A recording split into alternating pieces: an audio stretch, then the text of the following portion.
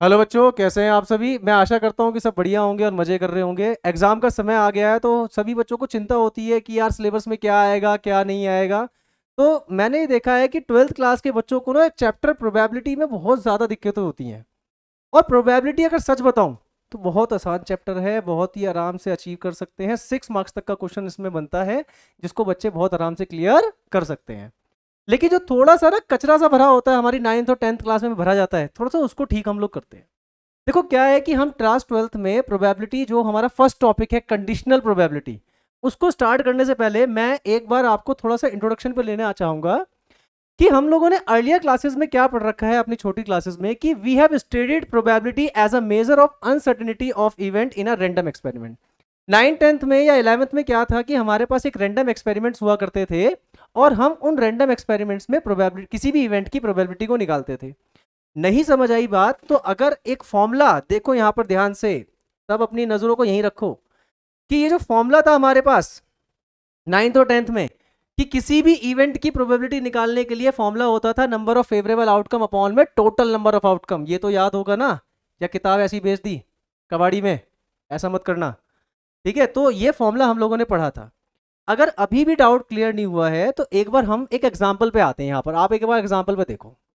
ठीक है, यहां पर हम लोग एक एग्जाम्पल लेते हैं बच्चों, कि अगर मैंने एक कॉइन को 3 बार टॉस किया तो आप मुझे ये बताओ कि पॉसिबल आउटकम क्या होंगे। ठीक है, देखो मैं आपको बताता हूं कि अगर हम किसी भी कॉइन को 1 बार 2 बार 3 बार 4 बार कितनी बार भी टॉस करें तो उसका एक फॉर्मूला होता है 2n। मान लीजिए फॉर एग्जाम्पल मैंने अगर एक कॉइन को 2 बार टॉस किया है तो पॉसिबल आउटकम होंगे 2 दैट मीन्स 4। अगर एक कॉइन को मैंने 3 बार टॉस किया है तो 2 3 मतलब आउटकम होंगे 8। ऐसे ही अगर एक कॉइन को मैंने 4 बार टॉस किया है तो पॉसिबल आउटकम होंगे 16। तो अगर एक कॉइन को मैंने 3 बार टॉस किया तो आप खुद बताओ कि इसमें पॉसिबल आउटकम, जिसको हम लोग मैथ्स की भाषा में सैंपल स्पेस बोलते हैं, तो सैंपल स्पेस क्या क्या होंगे जरा देखते हैं एक बार। हो सकता है कि जब मैंने कॉइन को टॉस किया तो तीनों बार हेड आया हो। ये लो जी, तीनों बार हेड आ गया। हो सकता है मेरा 2 बार हेड आया है, 1 बार टेल आया। हो सकता है मेरा 1 बार हेड आया, फिर टेल आया, फिर हेड आया। तो ऐसे करते करते हमारे टोटल 8 पॉसिबल आउटकम होंगे। पहले एक बार आउटकम को लिख लेते हैं, फिर आगे बात करते हैं कि हेड हेड हेड हो गया, हेड टेल टेल हो गया, फिर हेड टेल टेल हो गया, फिर टेल हेड टेल हो गया, फिर टेल टेल हेड हो गया, उसके बाद टेल टेल टेल हो गया। देखते हैं एक बार, 1 2 3 4 5 6 7, एक रह गया, जरा ढूंढो कहां पर गलती हो रही है। कौन सा रह गया? Tail head head. हमारे पास क्या रह गया? Tail head head. तो अगर एक कॉइन को मैं 3 बार टॉस करता हूं तो हमारे पॉसिबल आउटकम यही हो सकते हैं दुनिया में, इसके बाहर कोई पॉसिबल आउटकम नहीं हो सकता। अब मान लीजिए, सपोज करो हमसे कहा गया कि find probability of an event of getting at least 2 head, at least 2 head आने की।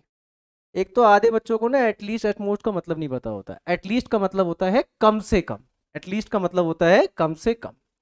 अब हम यहां पे बात कर रहे हैं एटलीस्ट 2 हेड। तो 9th 10th में क्या होता था कि एक कॉइन को हमने 3 बार टॉस किया तो हमने देखा पॉसिबल आउटकम कितने हैं? 8। तो इसकी जगह पे क्या आ जाएगा? 8 आ जाएगा। अब उसने कहा कि find the probability of event getting at least 2 heads. तो जरा एक बार हम यहाँ पे इवेंट बना लेते हैं और फिर देखते हैं एक बार 2 हेड कैसे कैसे आएंगे। देखो, एच एच एच, 3 बार हेड आ रहा है, मतलब 2 बार तो कंडीशन हमारी सेटिस्फाई हो रही है। फिर हमारा हेड आ गया, फिर हेड आ गया, फिर टेल। उसके बाद फिर कौन सी कंडीशन आएगी? Tail head head. और उसके बाद कौन सी कंडीशन आ गई? हेड टेल और हेड। ये कंडीशन आ गई। तो अगर मुझे इसकी प्रोबेबिलिटी निकालनी है इस इवेंट की, तो फॉर्मूला हम लोग यही पढ़ते थे कि number of favourable outcome upon में total number of possible outcome. This means answer आ गया 4/8, आंसर इज 1/2। तो ये आंसर जो हमारा 1/2 आया है बच्चों, ये ध्यान रखना, ये आंसर सही है, लेकिन ये 100% सही नहीं कहा जा सकता। क्यों नहीं कहा जा सकता? इस चीज को मैं एक बार आपको दिखाता हूं कि when ever there are equal probable outcome then we apply the formula number of favorable outcome upon में total number of possible outcome। अगर हमारे पास एक ऐसी प्रोबेबिलिटी है जिसमें हेड आने की या टेल आने की इक्वल प्रोबेबिलिटी है तो उसी को बोलते हैं हम लोग, तो उस समय हम इसी फॉर्मूले को अप्लाई करते हैं। लेकिन अब हम लोग 11th क्लास में आए तो 11th क्लास में हम लोगों ने क्या करा, हम लोगों ने पढ़ा रैंडम एक्सपेरिमेंट, हम लोगों ने पढ़ा वहां पर अप्रोक्सीमेशन हम लोगों ने पढ़ा। अब आप सबने एक फिल्म देखी होगी शोले, उसमें हमारे बच्चन साहब है ना, देखे होंगे सबने, उनके पास एक कॉइन था, उस कॉइन को कहीं से भी टॉस कर लो आना हेड ही है। तो अगर हमारे पास एक अनफेयर कॉइन है तो अनफेयर कॉइन को सॉल्व करते समय हम इसको अप्लाई नहीं कर सकते, क्योंकि ये फॉर्मूला कब लगेगा, जब हमारे किसी भी आउटकम के आने की पॉसिबिलिटी पूरी तरह इक्वल होगी। बेटा अगर आप लोगों को समझ नहीं आया तो पॉसिबल आउटकम से मेरा मतलब क्या है कि अगर मैंने एक कॉइन को टॉस किया तो जितनी पॉसिबिलिटी हेड आने की होगी उतनी ही पॉसिबिलिटी टेल आने की भी होगी, मतलब कि हाफ हाफ। तो ऐसा जब हमारे पास ये कंडीशन होगी तो ही हम इस फॉर्मूले को अप्लाई कर सकते हैं, तभी हमारा आंसर 100% सही माना जाएगा, अदरवाइज हमारा आंसर सही नहीं माना जाएगा। उसके बाद फिर अगर हम बात करें यहां पर कि मैं आपसे बात कर रहा हूं कि अगर हमारे पास फेयर कॉइन है, अगर हमारे पास फेयर कॉइन है, लेकिन सपोज करो कि हमारे पास तो अनफेयर कॉइन है, अनफेयर कॉइन है। अब हो सकता है आधे बच्चों के दिमाग में ये आ जाए कि साहिल सर क्या नई नई बातें कर रहे हैं अनफेयर कॉइन। तो अभी मैंने बताया ना कि अनफेयर कॉइन का मतलब ये हो गया कि अगर एक कॉइन को मैंने एक बार टॉस किया तो हेड आने की पॉसिबिलिटी टेल आने की पॉसिबिलिटी से ज्यादा होगी, ये ध्यान रखना, कभी भी इक्वल नहीं होगा। तो अगर मैं एक बार आपको डिफरेंस समझा दूं बच्चों तो इस बात को जरा समझना। यहां लिख दिया मैंने फेयर कॉइन के बारे में, ठीक है, और यहां लिख दिया बच्चों मैंने अनफेयर कॉइन के बारे में। राइटिंग पे मत जाना यार, ठीक है, सोचो कि राइटिंग सर क्या लिख रहे हैं आज। तो यहां पर है अगर हमारी किसी भी प्रोबेबिलिटी, किसी भी आउटकम की प्रोबेबिलिटी इक्वली होगी, इक्वल प्रोबेबल होगी, एक मिनट जरा, ठीक है, अगर हमारी किसी चीज की प्रोबेबिलिटी इक्वली होगी, इक्वल प्रोबेबल होगा, तो उसको बोलते हैं फेयर कॉइन। मतलब कि जितनी प्रोबेबिलिटी हेड आने की होगी उतनी ही प्रोबेबिलिटी टेल आने की भी होगी। लेकिन अगर हमारे पास नॉट लाइकली इक्वल होगा, नॉट लाइकली इक्वल प्रोबेबल होगा, तो उस कंडीशन में हेड और टेल आने की प्रोबेबिलिटी एक नहीं होगी। ये बात ध्यान रखना आप लोग, ठीक है। तो इसी तरह के क्वेश्चंस को डील करने के लिए हमें क्लास 12th में पढ़ाया जाता है कंडीशनल प्रोबेबिलिटी। क्या पढ़ाया जाता है बच्चों, हमें पढ़ाया जाता है कंडीशनल प्रोबेबिलिटी। कंडीशनल प्रोबेबिलिटी में आप समझ रहे हो एक ऐसी प्रोबेबिलिटी जहां पर कंडीशन लगी हुई है। 9th-10th में हम लोगों ने क्या पढ़ा था कि किसी काम के होने की क्या संभावना है या किसी काम की संभावना नहीं है। कंडीशनल प्रोबेबिलिटी का मतलब ये होता है कि किसी प्रोबेबिलिटी के ऊपर, किसी भी इवेंट या आउटकम के ऊपर ना क्या लगी हुई है, कंडीशन लगी हुई है। अगर हम बुक में एनसीईआरटी के अंदर कंडीशनल प्रोबेबिलिटी की डेफिनेशन को देखते हैं तो वहां पर आपको, चाहे आप आर.डी. शर्मा पढ़ लो, चाहे आप आर.एस. अग्रवाल पढ़ लो, चाहे आप एनसीईआरटी पढ़ लो, उसमें ज्यादातर यही डेफिनेशन लिखी होती है कि let S be the sample space of any random experiment. मतलब कहने का ये है कि अगर मेरे पास कोई भी रैंडम एक्सपेरिमेंट है, बच्चों रैंडम एक्सपेरिमेंट समझते ही हो, एक कॉइन को टॉस करना या एक डाई को रोल करना, वो एक रैंडम एक्सपेरिमेंट होता है। तो एक रैंडम एक्सपेरिमेंट में जो भी आपका सैंपल स्पेस आया है, उस सैंपल स्पेस में आपने ई और एफ दो एसोसिएटिव इवेंट ले लिए सैंपल स्पेस के साथ, तो उस समय आपकी कंडीशनल प्रोबेबिलिटी किसी इवेंट की क्या होगी, जो कि हम लोग इस फॉर्मूले से, आपने देखा होगा एनसीईआरटी में आपके स्कूल में टीचर्स ने ये फॉर्मूला बहुत इस्तेमाल किया होगा कि P E by F equal to P E intersection F upon में पी एफ। अब क्या होता है बच्चों कि जब भी हम इस तरह का कोई कंटेंट लिखते हैं ना तो समझ नहीं आता। मैथमेटिक्स में जो लैंग्वेज इस्तेमाल होती है वो थोड़ा सा टफ होती है, हमें भी समझ नहीं आती थी, ठीक है, लेकिन बाद में हमें समझ आने लग गई और अब आपको हम क्लियर करते हैं। अब ये मैं मान के चलता हूं कि मैंने जो भी बोर्ड पे लिखा ये डेफिनेशन आपको बिल्कुल भी समझ नहीं आई। ये बात आप यहां पे समझना, कंडीशनल प्रोबेबिलिटी का मतलब ये होता है कि इवेंट ई की प्रोबेबिलिटी निकालने के लिए इवेंट एफ ऑलरेडी हो चुका होगा। मैं हिंदी में लिख देता हूं यहां पे, हो चुका है। कि एक इवेंट यहां पर ऑलरेडी हो चुका है। नई बात समझ आई? समझाते हैं, एक एग्जांपल लेके मैं आपको समझाता हूं। देखो, मान लीजिए मैंने एक डाई को, सपोज करिए, एक मिनट जरा, मान लीजिए मैंने एक डाई को, अ डाई थ्रो एट वंस, एक डाई को मान लीजिए मैंने एक बार रोल किया, उसको मैंने फेंक दिया। तो अब आप मुझे खुद बताओ कि एक डाई को अगर मैं रोल करता हूं तो उसके पॉसिबल आउटकम क्या क्या आ सकते हैं। या तो 1 आएगा, या 2 आएगा, या 3 आएगा, 4 आ सकता है, 5 भी आ सकता है, 6 भी आ सकता है। तो ये हो गया एक random experiment.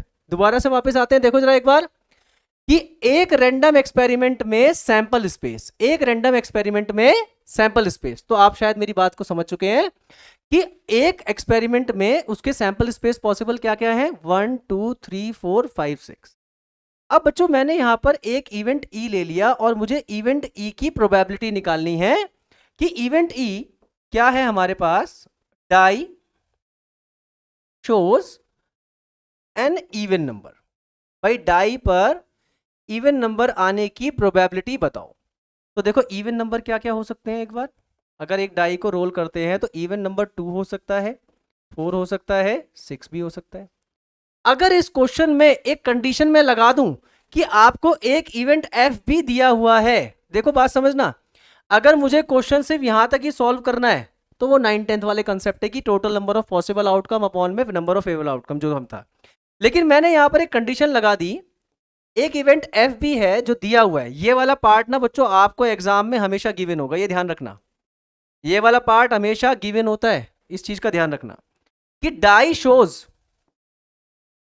Shows number greater than 4, greater than 4, कि जो f है वो हमेशा ग्रेटर देन 4 होगा।